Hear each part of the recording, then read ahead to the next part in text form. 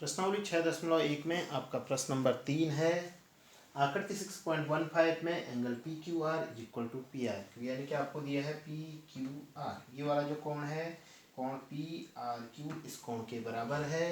तो आपको सिद्ध करना है कोण पी क्यू एस यानी कि जो बाहर की ओर जो कोण बन रहा है एंगल पी आर टी इसके बाहर की तरफ जो कोण बन रहा है उस कोण के बराबर है।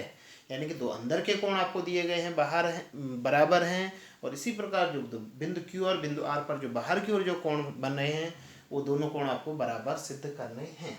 तो देखिए सबसे पहले मैंने लिख दिया जो प्रश्नों को गिवन दिया गया है कोण पी क्यू आर बराबर P R Q, P Q are बराबर पी आर क्यू, मैंने सॉल्यूशन में इसको सबसे पहले लिख लिया है। आप देख रहे हो चित्र में जो बिंदु क्यू है, बिंदु क्यू पर आप देख रहे हो ये एक सरल रेखा बन रही है, दो कोण बन रहे हैं, और आप जानते हो एक सरल रेखा पर के किसी बिंदु पर बनने वाले सभी कोणों का योगफल 180 अंश होता है। यहाँ पर दो कोण बन रहे हैं तो इन दोनों कोणों का योगफल 180 अंश होगा। तो हम लिख सकते हैं बिंदु क्यू पर बनने वाले कोणों का योग बराबर 180 अंश। तो बिंदु क्यू पर दो कोण बन रहे, एक बन रहा है कोण पी क्यू आर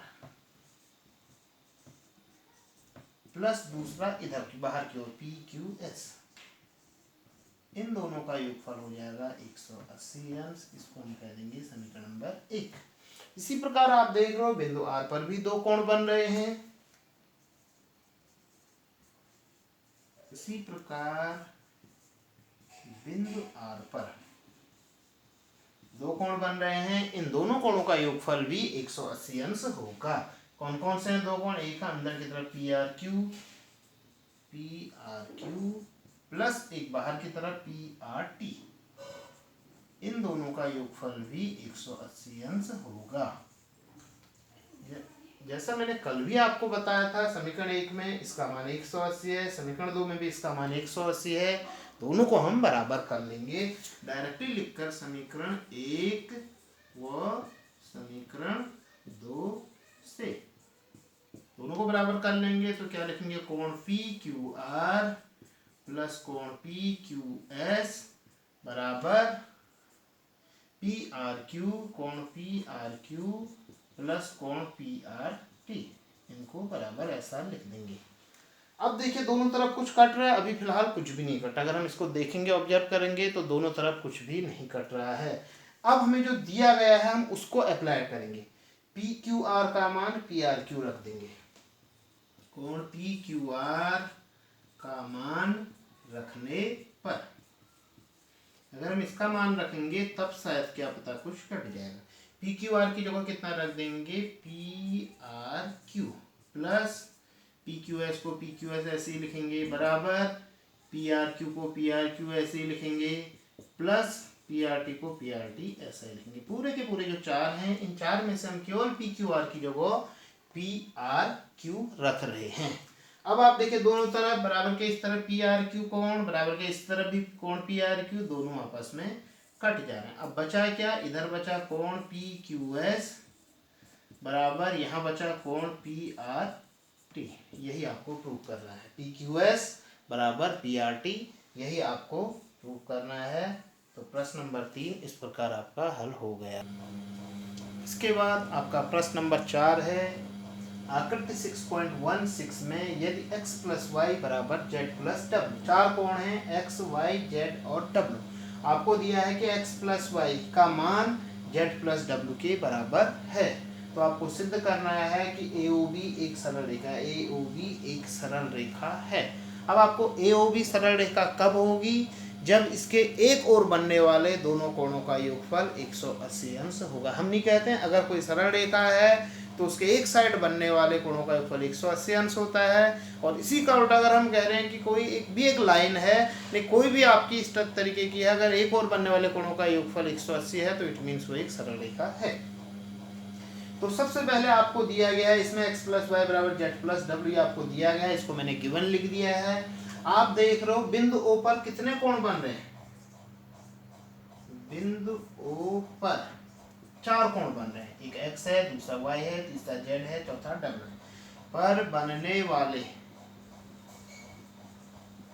ये पूरा जो कोण है, ये पूरा का पूरा कोण बन जा रहा है आपका संपूर्ण कोण। बिंदु ओ पर जो टोटल 4 कोण बन रहे हैं, ये चारों कोण मिलकर एक कंप्लीट एंगल यानी कि संपूर्ण कोण बनाते हैं। और संपूर्ण कोण के बारे में मैंने बताया था, संपूर्ण कोण का मान होता है 360 डिग्री। बनने वाले चारों कोणों का योग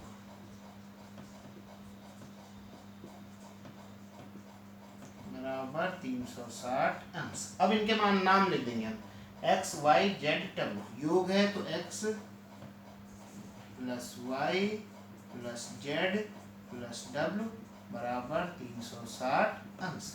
अब आपको जो गिवन है, जो हम गिवन दिया गया है उसको अप्लाई करेंगे। x प्लस y का मान x प्लस वाई बराबर z प्लस w रखने पर, यानी x प्लस वाई की जगह हम रख देंगे z plus w, x plus Y की जगह रख देंगे z प्लस w, तो z प्लस w प्लस फिर से z प्लस w बराबर 360 अंश। अब ध्यान देना, आप z 2 बार जुड़ रहा है तो हो जाएगा 2z, इसी प्रकार w भी 2 बार जुड़ रहा है 2w बराबर 360 अंश।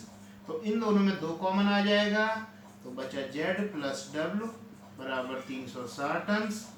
अभी 2 बट्टे में आ जाएगा, यहाँ बराबर किधर लाएंगे, बट्टे में आ जाएगा 360 बट्टे 2, तो z प्लस w बराबर 180। 360 को 2 से भाग करेंगे 180 अंश। अब ध्यान दीजिए, आप चित्र में देखिए, ये z है, यहाँ से लेगा यहाँ तक z है और यहाँ से लेगा यहाँ तक w है, तो z और w दोनों का योगफल कितना हो जा रहा है 180। z और w इन दोनों का योगफल 180 अंश है, तो इट मीन्स AOB एक सरल रेखा होगी। तो AOB एक सरल रेखा है।